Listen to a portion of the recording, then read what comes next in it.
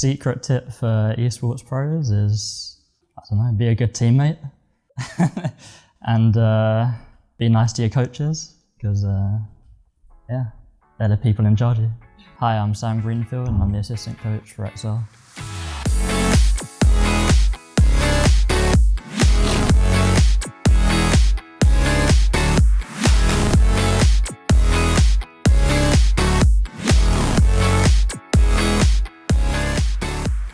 The traits needed to be an esports pro are being very calm and collected in pressure situations.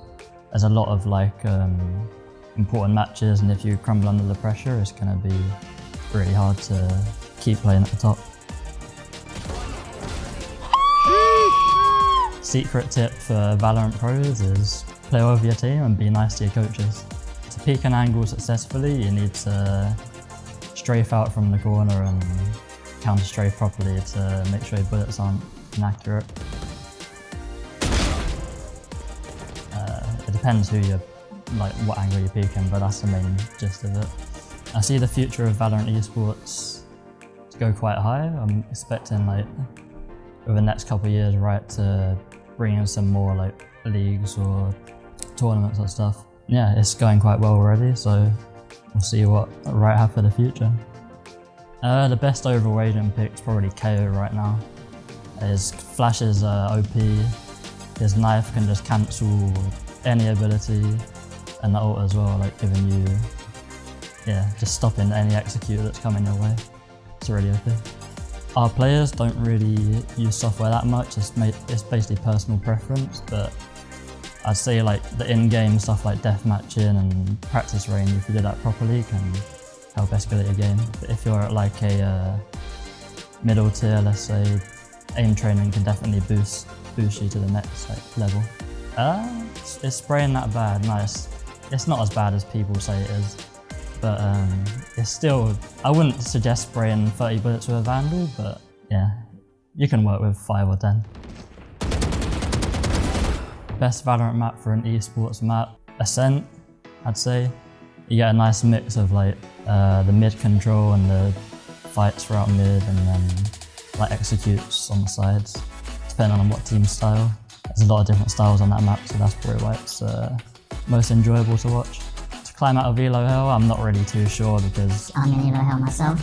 If you can babysit your teammates and stop them from crying every game in ranks, then you might be able to rank up.